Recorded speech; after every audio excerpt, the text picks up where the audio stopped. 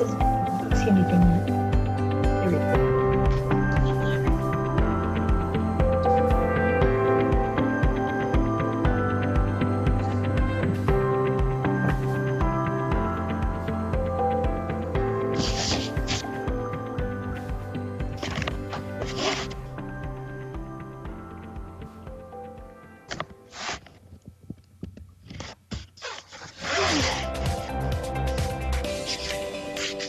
This is a Pyramid One International Network presentation.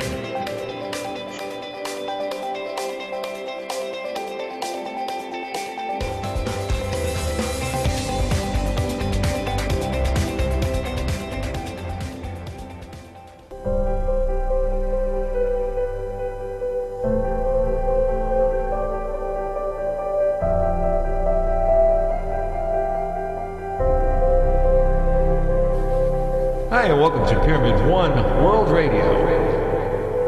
Let me tell you about the host. Dr. Randall George Nozawa is living proof that a person can do everything right, only to suffer horrific events that ended decades of hard work and left him blind. The two most gruesome tragedies he suffered would make most people feel his pain, but not Nozawa. He's grateful just to be alive. Dr. Nozawa had played high school football in Honolulu and later became a professional bodybuilder. When he moved to Washington, the muscle-bound Nozawa enrolled at the University of Washington's dental school, studied hard, and faithfully graduated. Yet years later, after opening a handful of dental clinics, when he could finally afford the lifestyle he always wanted, a tree came crashing down and foiled all his best laid plans. We may call it tragedy. The doctor calls it adversity. Dr. Nozawa said, "Misfortune is just disguised as an opportunity." The first opportunity, as Nozawa calls it, was a near-fatal car wreck on his daughter's birthday in 2003. While driving his luxury car to her party, he was run off the road. A tree pierced the windshield, and the branch punctured his skull, destroying one eye, damaging the other. But that's how Nozawa met an older couple that would introduce him to his second life-altering opportunity. Caught in the middle of the couple's domestic violence incident one fateful night, his neighbor first shot his wife, dead, then shot Nozawa in the head from 12 inches away before finally shooting and killing himself. Now you may say to yourself, ouch. Nozawa said, the crime shocked the community of Gig Harbor, where it occurred, and received its due amount of attention in the area newspapers. However, during his prolonged stay in the hospital, and as he took a year to learn to walk again, his wife, Deborah Nozawa, hired temporary dentists to keep the clinics open. Yet, when the businesses performed poorly under the temporary staff's care, family finances plummeted.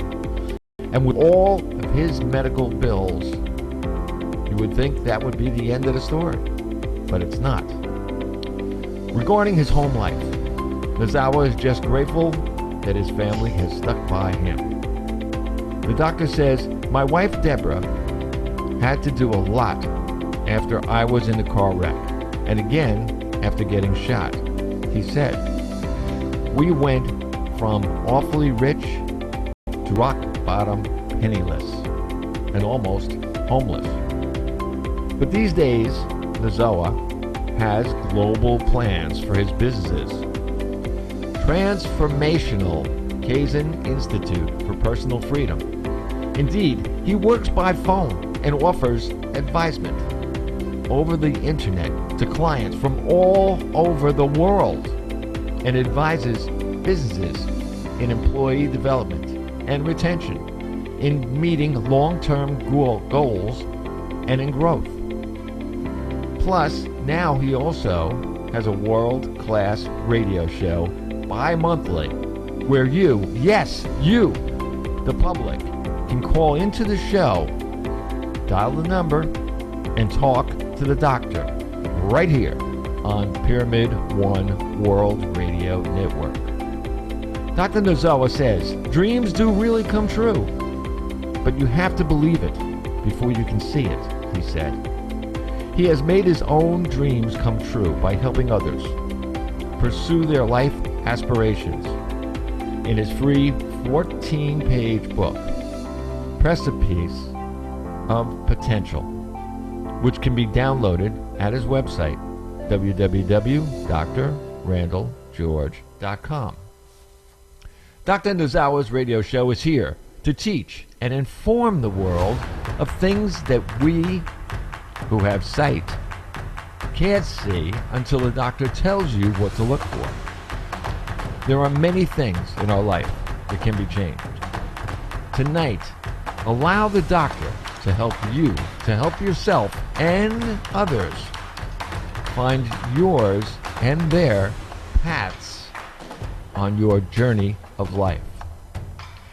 May I present to you, the listeners, and to the world, Dr. Randall George Nozawa.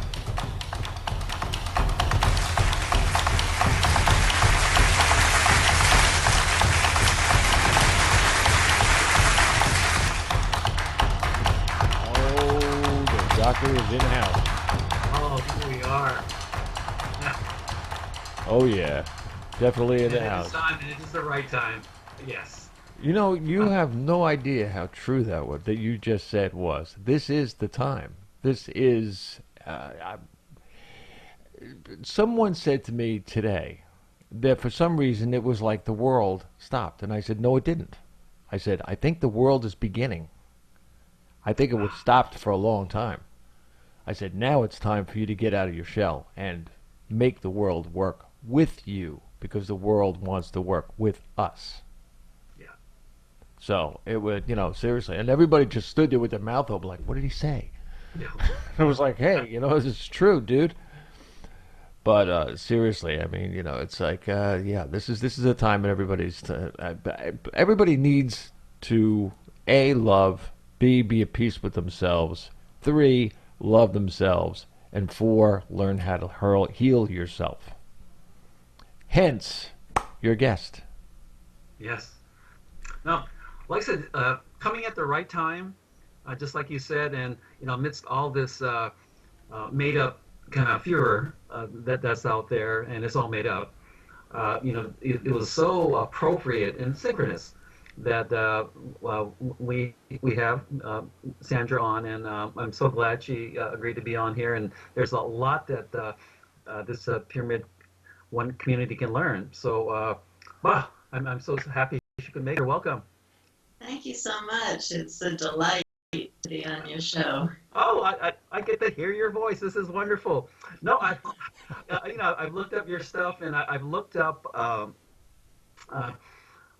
just the term shamanism, and all. And then when I heard your name, I go, God, I sure wish I could get her on the show. And you emailed back, and I go, oh, thank you. But can you tell this Pyramid One just worldwide audience, this is being fed to 138 countries here, a little bit about you, how you got interested in shamanism in the first place, and why on earth you became one? I'll try to start. I'll give the quick version of the story.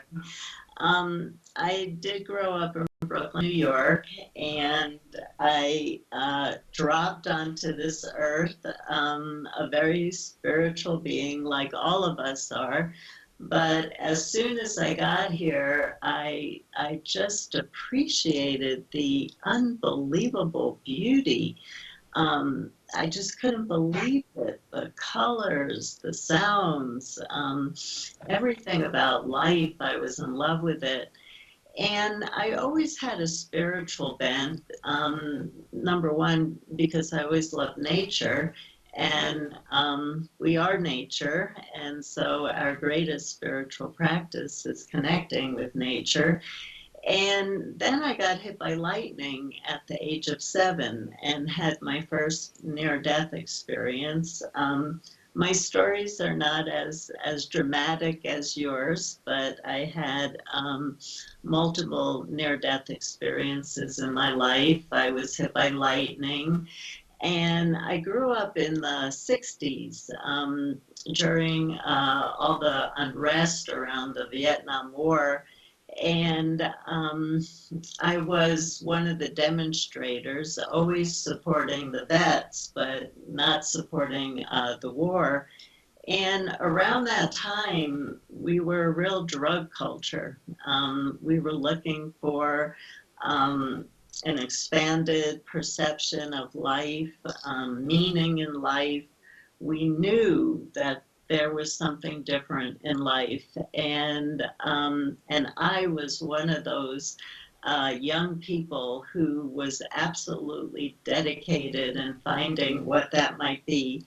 And I drowned in Mazatlan, Mexico, and had CPR bringing me back. I drove my car off of a cliff when I was 26.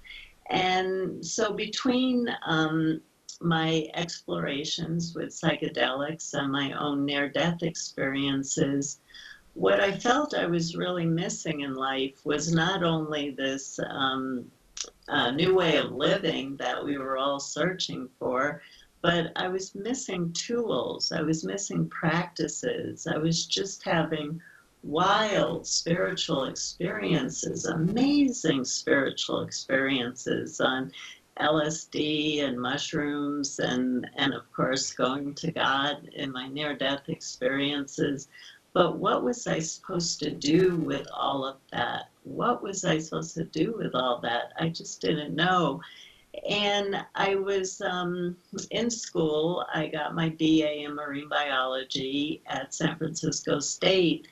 And I was going to get my master's in how to reverse river pollution when I decided that I really missed working with people.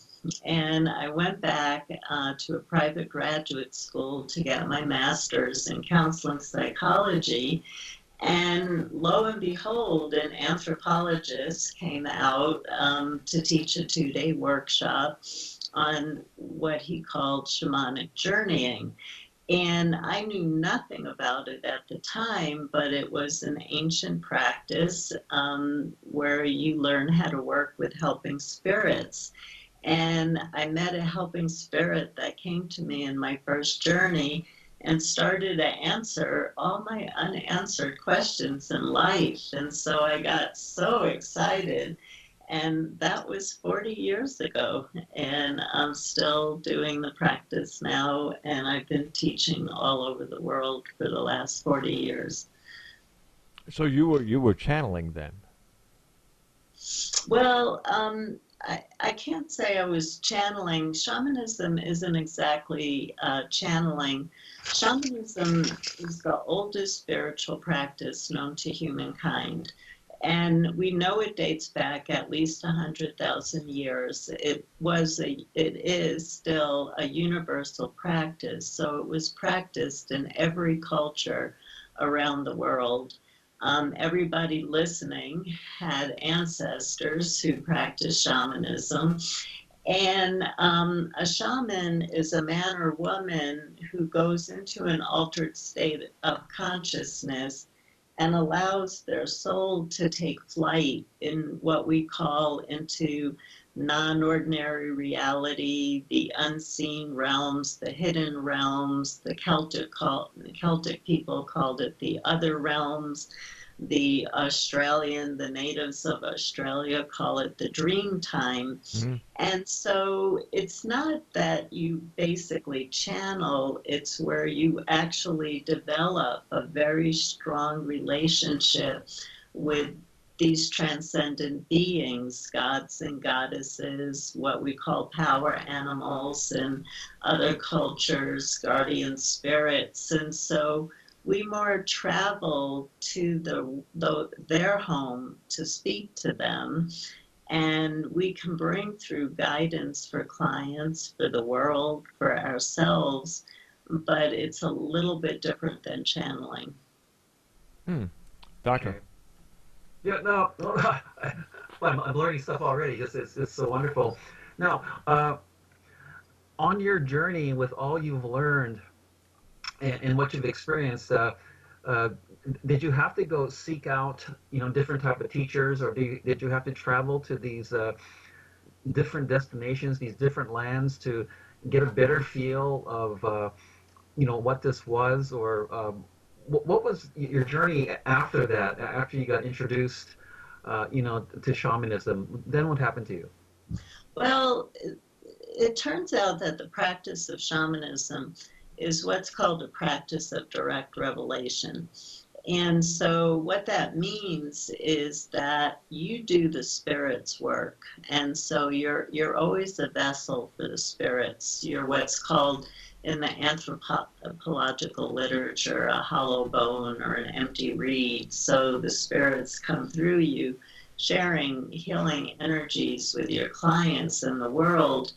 And because shamanism is what's called a practice of direct revelation, you can learn everything from your helping spirits, or you can choose to travel to different cultures and sit with shamans and get initiated into their practices.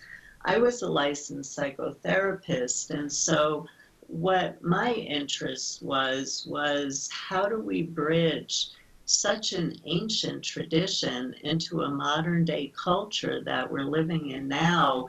And so I didn't feel the draw to travel to different shamanic cultures because their healing methods are so unique to their community and their needs. And I wasn't sure, could I transfer their healing methods into our culture? So what I did is I learned all the healing from my own helping spirits, and that's what I ended up teaching. Do I have regrets about that, Randall? I do now, 40 years after teaching shamanism all over the world, in that my whole life has been one difficult initiation after another, which is part of what shamanism is about. You would be called a shaman in all shamanic cultures around the world because of what you went through. The universe cracks your shell until you're only pure light shining. And I think my initiations could have gone a little bit easier for me if I had an elder from a traditional culture watching out for me. But I did what many shamans do. There are many shamans who were initiated into shamanism by sitting with a tree or sitting out in nature on a vision quest. Not all shamans actually studied with another person. They learned through their visions, they learned through their dreams, they learned through their own initiation processes. Okay. Now, from what you teach, and just from what you said already, with all the clients you have, and you help them on their own journeys, can you talk about that a little bit? Because I know everyone's journey is different. With all the ones that come to you, and we all have our myriad of problems and things that we want to either solve within ourselves or learn more about ourselves. How do I guess for all the people that you help, on their journey, if you were to kind of just guess at that, what would you say would it be like for them? What would they feel? And is it similar, categorically maybe similar to yours, or is it specific to them? Or what would you say,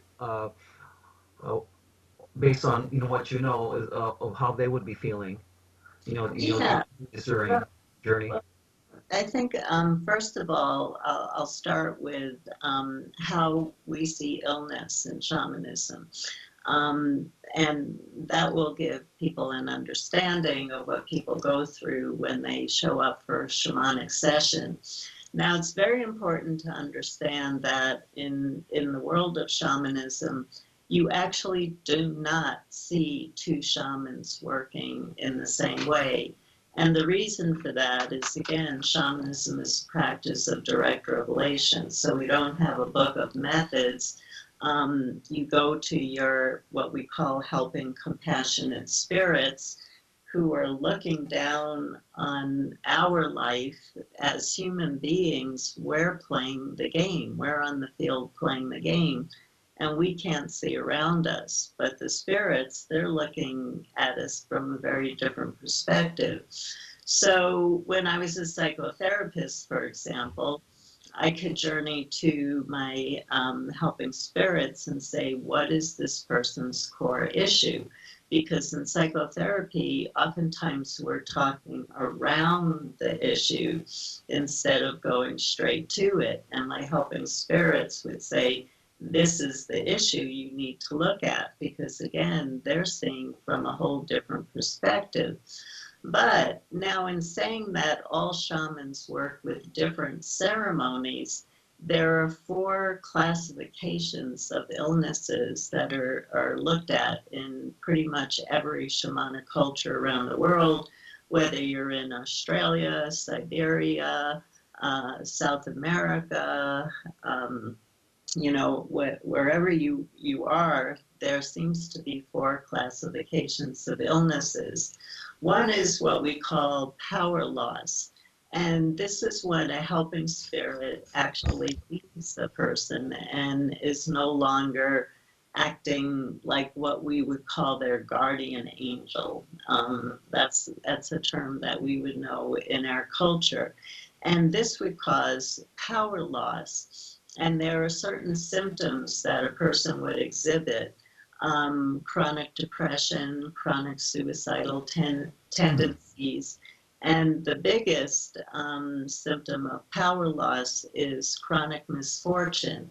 Now, the spirits will not protect you from all your life's lessons. So tragedy, as we all know, is part of life's lessons that bring us blessings, that bring us to the place of evolution. But I've worked with clients who their cat died, their landlord evicted them, they lost their job, their bank closed down.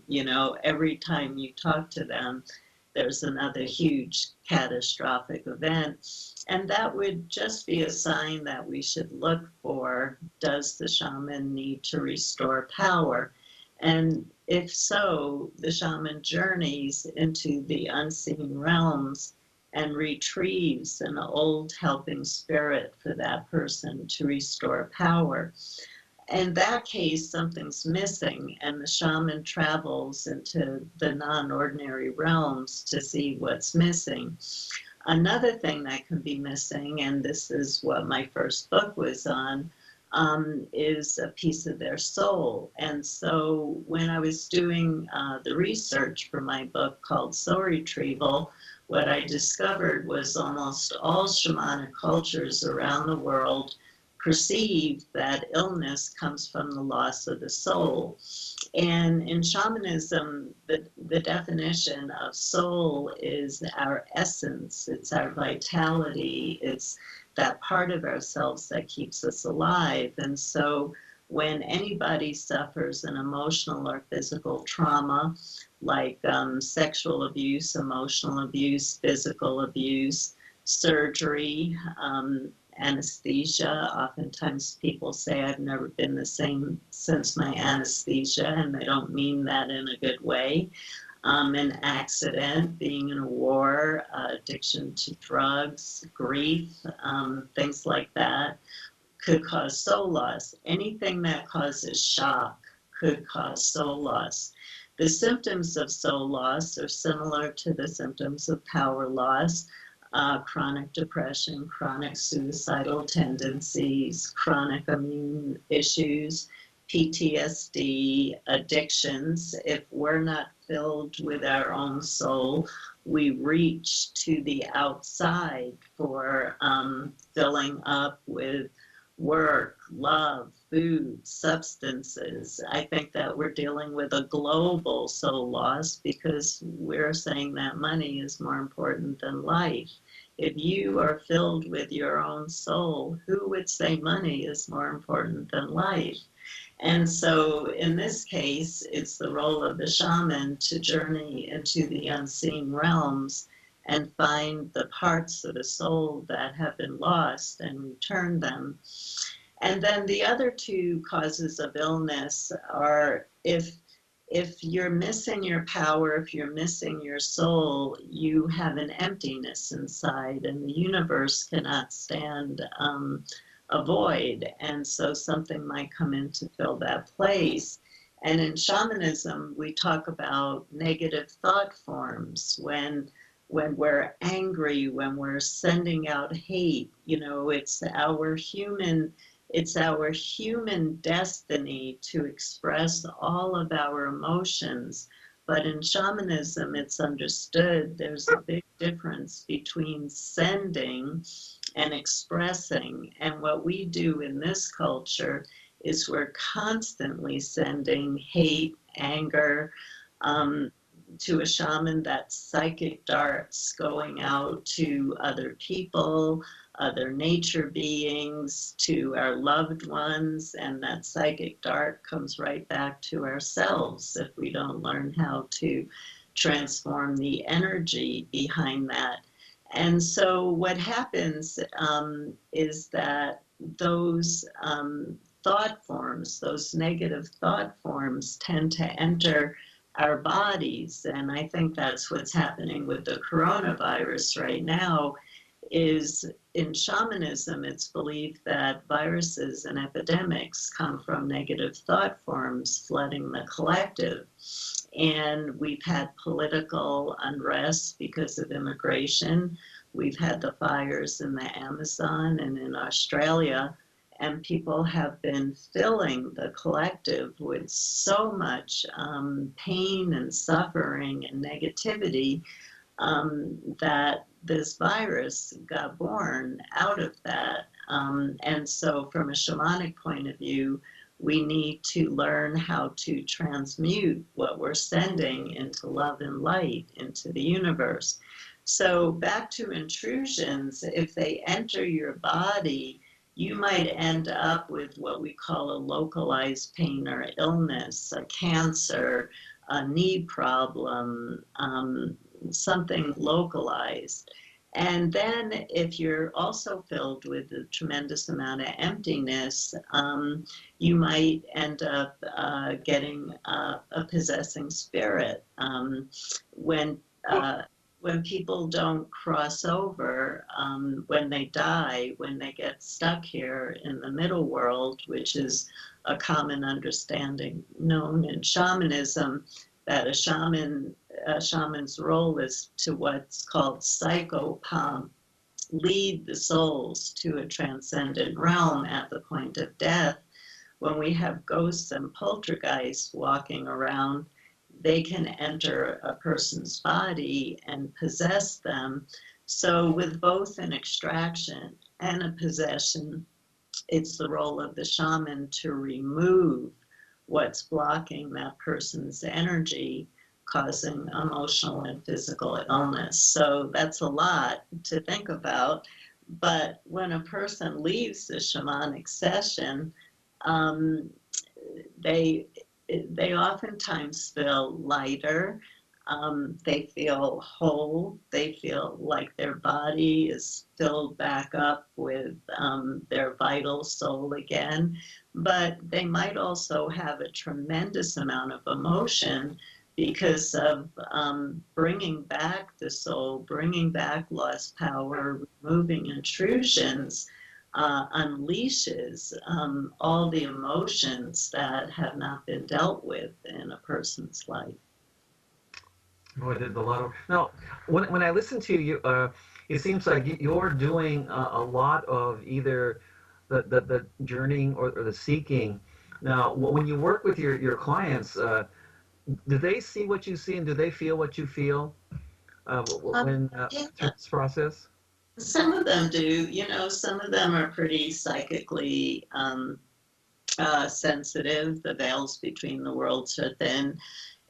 See, the thing in shamanism, and this is a place where people are very confused in our culture, and so a lot of education needs to be done. In the actual session of shamanic healing, it's up to the shamanic practitioners' spirits to do the work. They do all the work. The shaman is literally just the vessel.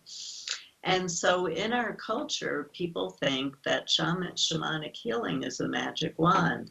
I just have to sign up for a session with a shamanic healer and I'm going to be magically healed. I just have to lay down or sit up and the healing is just going to happen. But in shamanism, there's also an understanding between the difference between healing and curing.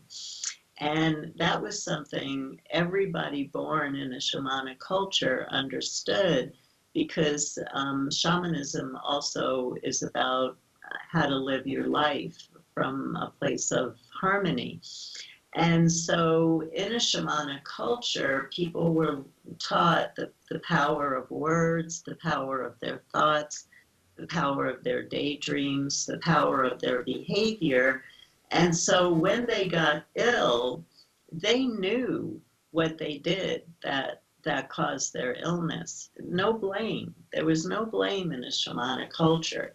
It was just, do you know what caused your illness so you can change your behavior? So in some cultures, people were sent off on a vision quest to sit and get the cause of their illness before the shaman would perform the healing ceremony.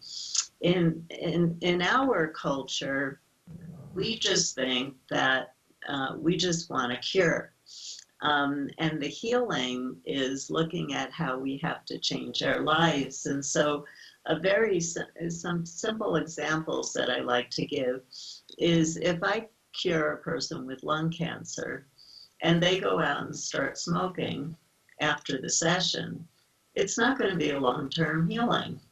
If I do a soul retrieval for a woman who's being physically abused by her husband and she stays in that marriage, that soul is not going to stay. And so we have to understand in our culture that in order to have long-term healing from spiritual work, we have to actually look at our behavior. What changes do we need to make in our life that will support a long-term healing? So when I train practitioners, I've trained thousands of practitioners, but I have a website with the practitioners and teachers who I train to I trust. What I ask in my workshops is don't do one-time healing sessions with your clients because in the Western world, we don't understand that. Do some longer term work. Look at how to connect with nature. Look at how to change your behavior. Look at what would bring passion and meaning into your life. Perform ceremonies to let go of your past hurts. And so from a shamanic point of view, the client has a lot of work to do after a healing happens. It's just in our culture, there's a misunderstanding about that. No, I was wondering about that because it's yeah, it's just by listening to you, it seems like you're doing so much of the work and they're not. But what I'm also hearing is that you're teaching differences in lifestyle changes and in taking personal responsibility. Now, and I'm curious about this too. Is that from what I've read and on shamanism, that there's a lot of vibrational type of things in there, whether it be with songs or using musical instruments or drums and all that. Can you go into that a little bit? It seems like there's a lot of vibratory, type of communication that's reaches really deep into the unknown. Uh, can you go over that? Yeah, absolutely. There's a couple of things about songs and instruments. One is, as I shared, a shaman is a man or woman who goes into what we call an altered state of consciousness in order to travel into the unseen realms. And how they typically do that is by using some form of percussion. So, yes, there are cultures who use plants medicine like ayahuasca and San Pedro and mushrooms, but you also have cultures that work with drums, rattles, bells, bowls. In Australia, you see the people there using what are click sticks to wooden sticks that they click together, or a didgeridoo that makes a wah, wah, wah sound. And what scientists are always trying to figure out why Native people do what Native people do. And so they hook people up to machines to figure out what is everybody working with? Why is the drum so important to all over the world, to cultures all over the world? Shamans are buried with their drums. In Lapland, believe it or not, the drum has been illegal until the year 1989 because of the Christian missionaries coming in and illegalizing shamanism. And so some of the shamans buried their drums. And now in the year 2020, some of the buried drums are starting to be found. Wow. The shaman's tools and instruments are their greatest ally. In Siberia, the drum is called the horse that takes the shaman on his or her journey. So when scientists hook people up to machines, and I've been hooked up to those machines, what you see is when you first start hearing drumming, your brain goes into what's called an alpha state, and that's the light meditation state. And then as you continue to listen to your drumming, your brain waves slow down into what's called the theta state of consciousness. And it's in the theta state of consciousness that allows the shaman's soul to take flight into what we call non-ordinary reality.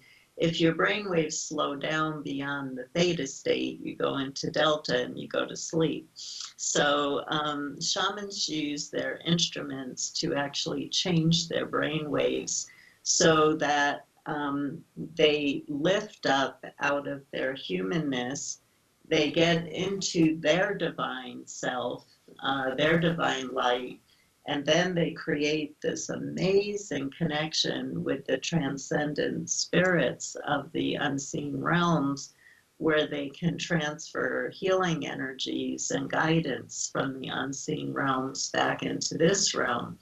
Now, the other thing is shamans have special songs because songs and music are actually known to reweave energy patterns. And so with a person who's ill, who has a particular energy pattern that's stuck and isn't harmonious and it needs reweaving, it's like a tapestry that's starting to fray. Songs and music are actually used, the vibration of certain songs are actually used to reweave the energetic pattern in the client's body. So songs are very important. And there's an old teaching if you get sick or life is not going well for you, there's a shamanic teaching that says, when did you stop dancing and when did you stop singing? And so the beauty in shamanic cultures is that people in shamanic cultures have such a rich inner world. Everything for them is around their inner world, the beauty they experience in their inner world, so that when they open up their eyes, their perception is beauty, their perception is light, their perception is love. And we know how much the native people around the world have suffered. But due to that inner landscape that they have a light. They don't have money. Most of them, they don't have food. They don't have shelter. But when you look at the joy and light coming out of their eyes, Westerners would give away everything they have for that joy and light. And it's basically because in shamanic cultures, what's important is not what's in the outer world, it's what's in your inner world. Do you have thoughts of beauty? Do you hold words of beauty? Do you hold daydreams of beauty, images of beauty? So that what's happening in the outer world, although it might create a tremendous amount of suffering in your life, your inner world is so beautiful and so bright and so filled with joy. That's what people see when they look at people in shamanic cultures. And so shamans also heal just by their presence of light. Well, when you can feel energy, and just when going over what you had just said, well, when you talk about all the transitions and evolution through the brain entrainment, when you're from the third trimester in pregnancy through age 8, a lot of it's hypnotic, and then you enter through the brain entrainments to level A and B, and then from all you've mentioned. Now, is there for you a certain a type of vibratory frequency that all the spirits live at or congregate at, where you have to travel to? No.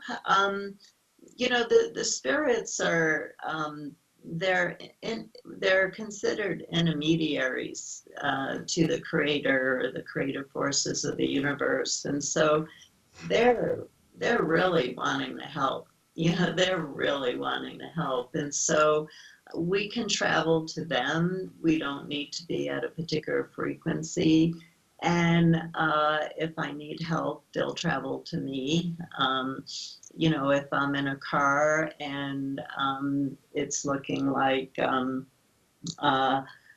people are driving crazy and I'm in some kind of danger, I can call on my spirits and ask them for protection.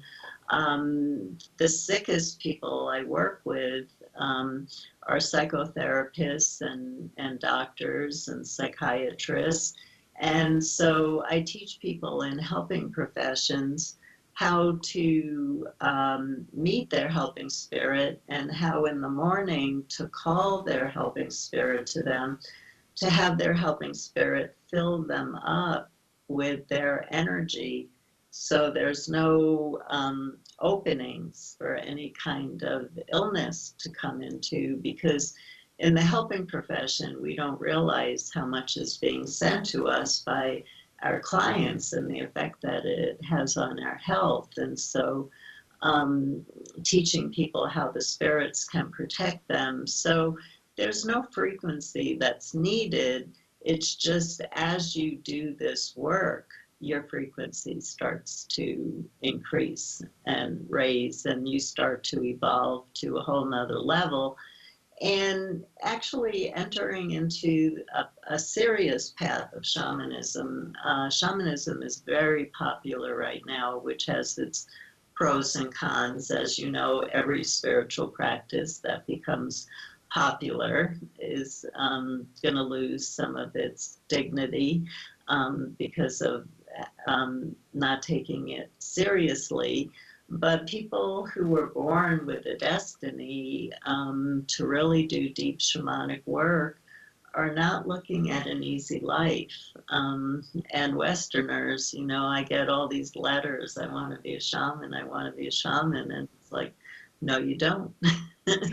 No, you don't. Because a shaman is a wounded healer.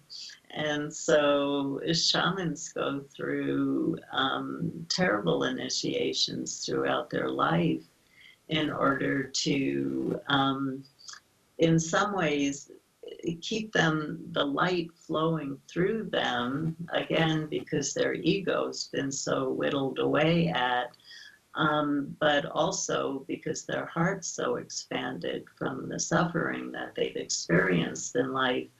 And so people in the modern day world who are learning how to journey, who are learning some shamanic healing, they typically don't go through those initiations. But those people who it's actually their destiny to be a shaman and to do deeper healing work, the spirits are going to spend every minute whittling away at their ego and away at their shell to keep them in a compassionate state. And that's why shamans are called wounded healers. Oh, no, that's what. Thank you for explaining that. Now, I've got to ask you this too. Since well, you mentioned journeying and spirits and all that. Are there bad spirits? Are there the equal and opposite from all the good that you've done and all the good that are in these spirits in that invisible world? Are there bad ones? Are there evil ones? No, not in the transcendent realities. So this is another misunderstanding that we have in the Western world. In shamanic work, we actually transcend the human dimension, which the earth realm, as we know, is earth school, and we're all learning here. And when we die, and if we have a graceful transition, we go into the transcendent realities, and that's where the helping spirits live. And the transcendent realities have no separation. It's not a world of duality. Earth is the world of duality. The transcendent realms are a world of unity and a world of oneness and a world of love and a world of light. But there's evil here in the middle world where we live. There are evil people.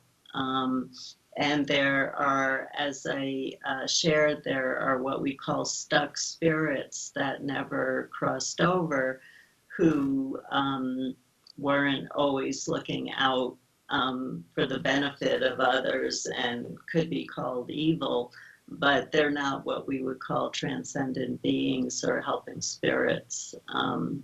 So what I kind of feel is that we live in a culture that's so embedded in fear, and that's one of the biggest illnesses that we're dealing with in the human world, is how much fear we have. So when I teach people about shamanism, I teach people that I'm taking them into a transcendent realm where there's no good and there's no evil. There's just love. Okay. No, thanks for clearing that up. Now, with all the people that come to you, and I'm guessing that they're all having various problems or they're searching for something, what would you estimate for those that go through, your training or you helping them journey and all that?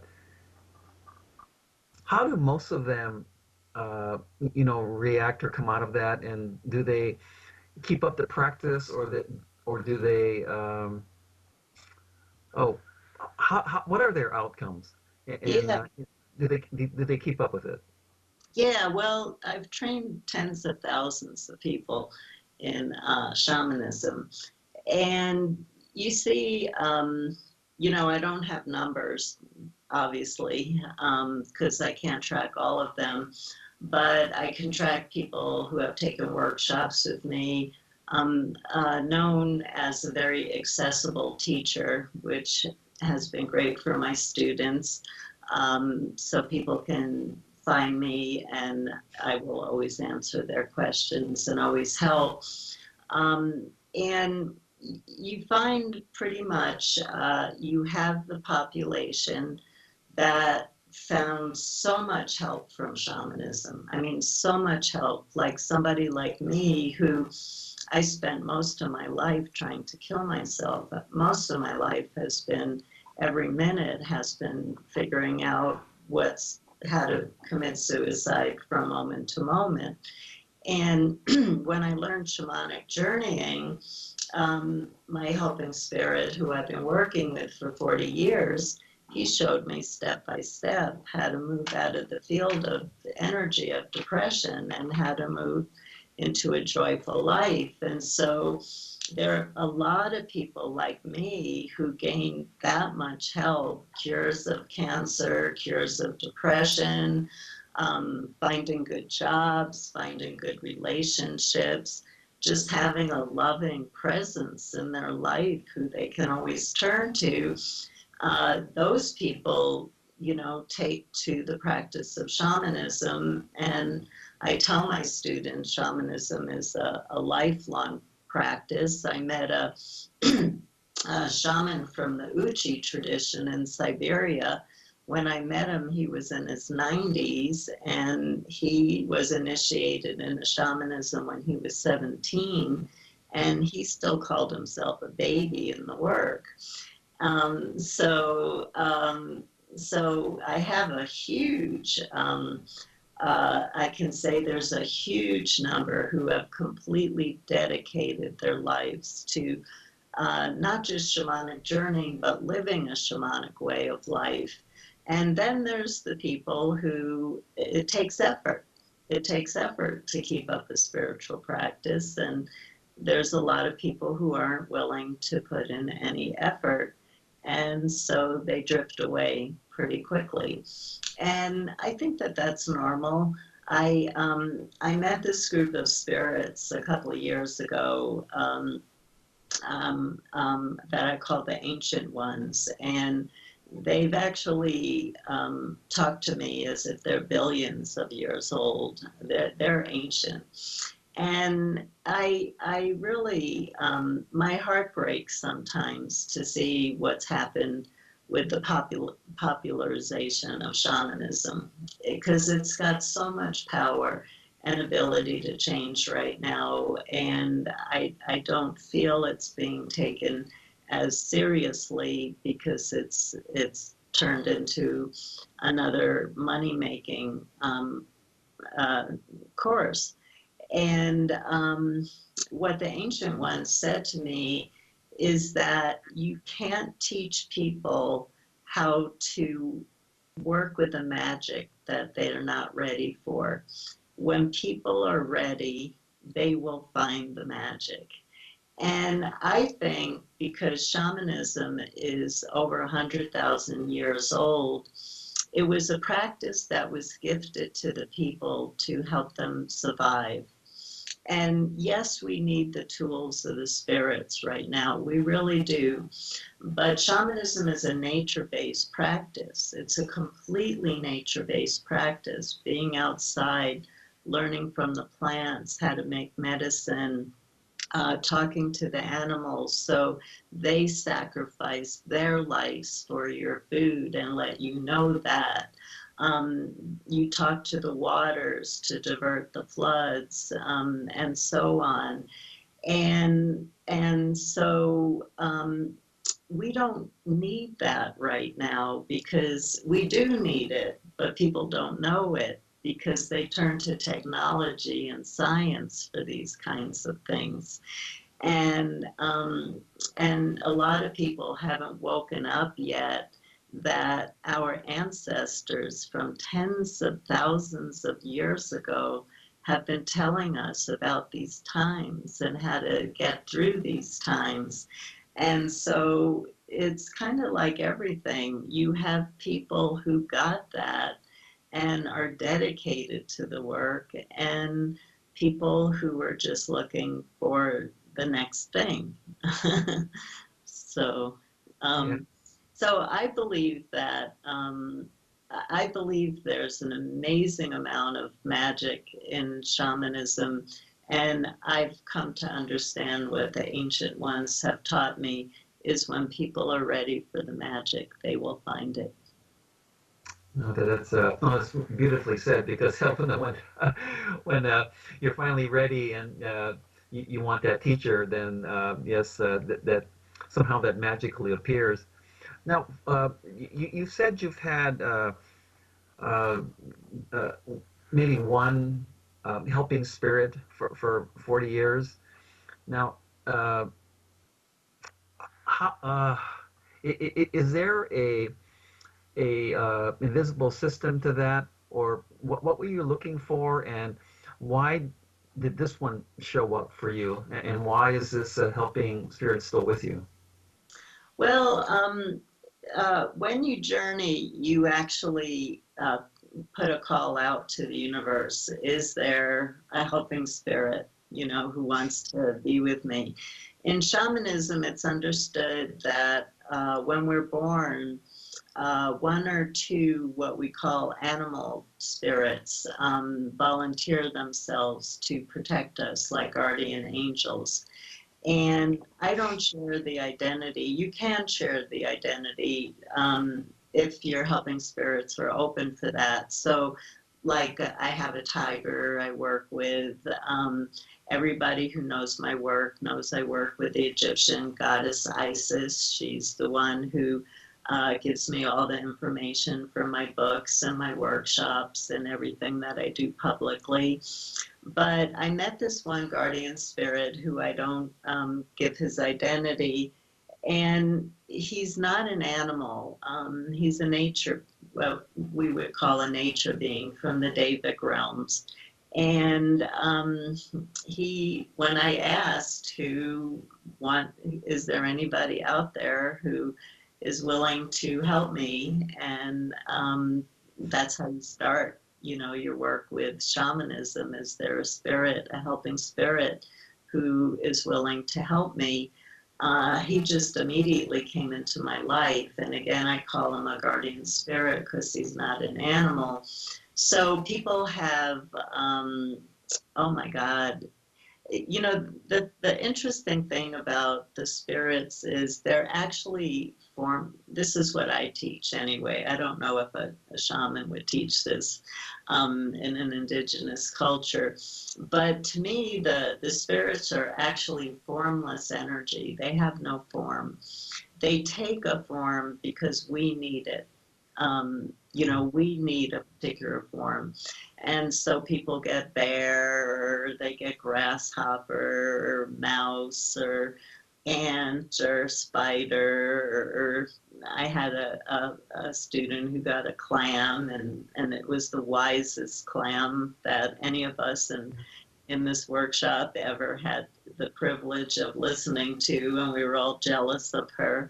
And people see Jesus and Mary and Buddha and Lao Tzu and Kuan Yin and Merlin and Stegosaurus, and all these forms come because there's something in our personality that we need the teaching for, and the spirits take on a particular form. And so what I ask my students is, don't go to a book and look up why that spirit came into your life. Ask that spirit why it came into your life, because they all have very unique, they're not seeing us just as a human. They're seeing us as a unique being. They're reading our soul. They're reading our DNA. They're reading our destiny. And so they're taking a form that would be helpful for us in our life. But it's very important for us to ask them, because everybody who has elephant as a power animal, that elephant has something different to teach, each and every one of them. And when they look it up in a book, they're just getting a general definition without getting the actual unique way that they're being loved and cared for by the universe. Okay.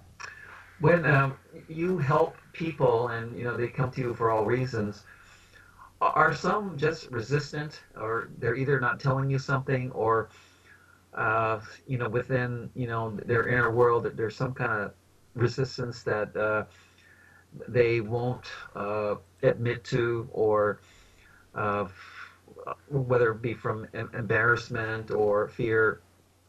Are there some that are just resistant, that are real difficult?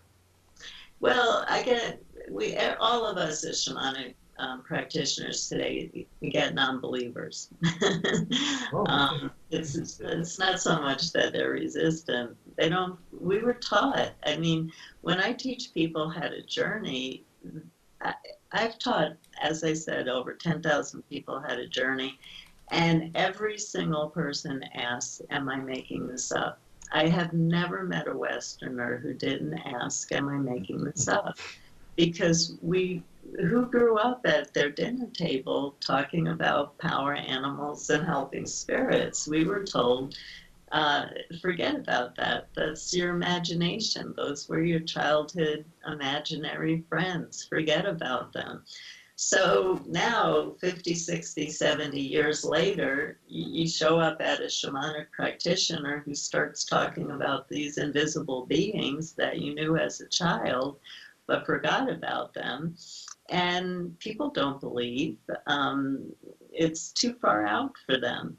And so what I find is that with the biggest non-believers, the spirits give the greatest synchronicities. Something like you have a person who doesn't believe in the work, and the spirits go back and say, we're 7 years old and you were wearing a plaid skirt and a black t-shirt. And the client goes, oh my God, how did you know I wore a plaid skirt? So the spirits take care of the non-believers. They give some information. It's like, no, there's no way you could have known this. And what I tell people is, in shamanic cultures, the shamans were the doctors and the psychotherapists. And so, and they found food sources. So if the shaman couldn't cure the people, if the shaman couldn't find food sources, the people died. So shamanism has been passed down for tens of thousands of years as a result-oriented practice. Do you get good results? If you don't get good results, frankly, in a shamanic culture, the shaman was killed. It's a sad part of shamanism, but it's true. The people needed a seer, somebody who could actually help them. And so here we are, tens of thousands of years later, and I tell my students and clients, what we watch for is we watch for results. Are you getting good results from the work? Are you seeing synchronicities from the work? And if you are, then you're on the right path. Okay. Oh, that's wonderful. Well, right now, we're kind of in the midst of it sounds like global calamity, global catastrophe. In you teaching your students and all that in our current times now, which has been very different, this past year, and especially these past 4 months. Is there for you a different feel, in that invisible world? And are the spirits there speaking to you the same way, or are they confiding in you of what else might be going on? Well, to the spirits, I think they're not treating this any different. I'm not seeing anything different. They're not gathering in any different ways, because it's understood in shamanism that illness is caused by some kind of disharmony. And so I think what the spirits are more doing is more coming through helping people find tools. But they're not really, they're trying to help people find tools, but it's not like they're gathering in some kind of disaster setting. Hey, Doctor? Yeah. We are at the end of the Oh, show. gosh. But you know what, Sandra? What you were just saying, as a matter of fact, was very, very valuable in many ways. People have to understand it's not the end. It's the beginning. And it's not a time that you should feel bad. It's a time that you should feel into yourself so you feel better. Your body fixes itself. Right. Yeah. Yeah. The spirit, it's really interesting. I've had my students journey to the spirits and ask how they see illness. And they don't see illness the way we do. And so there's a tremendous amount of hope right now. We have a huge opportunity, and the spirits are trying to help us step into that opportunity of how we can change and honor every living being on this earth and learn how to love ourselves and learn how to live a life of harmony. So they're not seeing this as a disaster. They have compassion for our suffering, and they're giving us tools right now. But we're in a very rich time of growth, a very rich time of growth, where after the death comes the rebirth and the return of the light. Oh, you are so right. What I was going to say was, do you notice, okay, and you probably heard about this anyway, in China, they can actually see blue sky all of a sudden. Down in the forests of South America, they're actually seeing unbelievable new growth. They said they never saw it so fast before. It was automatically poof, there it was. And there's also a lot of, how would you say it, less pollution in the air because people are not driving anywhere. They're enjoying each other in a setting, in a home or something. They say they're stranded. They're not stranded. This is the time that people actually get to know each other. Could you believe that? Oh my goodness. Maybe they even put down their cell phones because they have nobody to write to. You know, it's like, hey, nobody, you know, people don't realize no one is alone. I mean, I know that you do this all the time. I've spoken to on my shows. I've done at least 6 or 7 shows, and they're with different shamans from all over the world. And they all say the same thing, and that what you are, who you are, what you portray to the rest of the world, the universe that knows you. I mean, can you imagine there's billions of people on this planet? The universe knows me. You know, I mean, these are things that people are just getting into their, excuse the expression, thick heads. You have a psychic background, so I mean, I knew you'd get that one right away.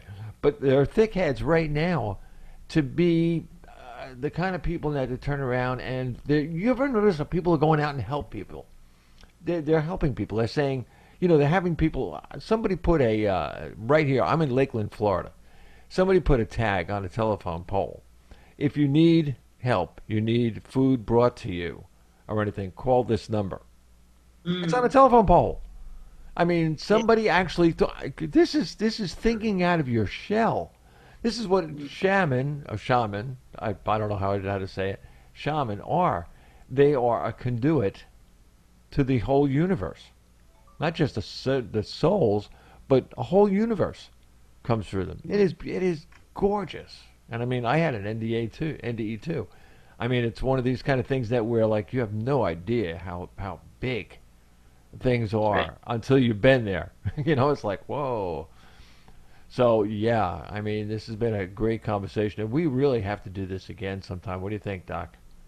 Oh gosh, I'd love to have Rebecca. I just keep on asking questions and learning so much. So there was a couple of questions. Your energy is so high, and you know, you just Well, I've been teaching, just love medicine, which is energy medicine, and that's what you teach, and that's how you live. So, just the feeling of the show is oh, the energetic value and richness is so high. So, thank you so much for coming. Now, how can Yeah. someone get in touch with you?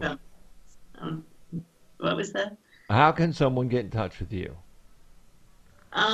Well, the best thing to do is, because I'm really overwhelmed with people contacting me personally right now, is to go to my website, sandraingerman.com. I have everybody puts down my website because it's a very old website, because I have it filled with free, really short articles on shamanism, ways to come into monthly ceremonies that we're doing to radiate light, YouTube videos. There's just so much, and then you'll see ways where you can get in contact with me too. Awesome. Wonderful. All right, Doc. So great. Thank you so much, Sandra. Thank you. Both of you guys were great. Thank you very, very much. And don't forget, everybody, hey, listen, this video is going to be, if everything is okay, because right now we have billions, not millions, billions of people going into the internet. So who knows what's going to happen, whether I'm going to hit the channel or not. But, hey, listen, God bless everyone. God bless the world. Bob Charles, out.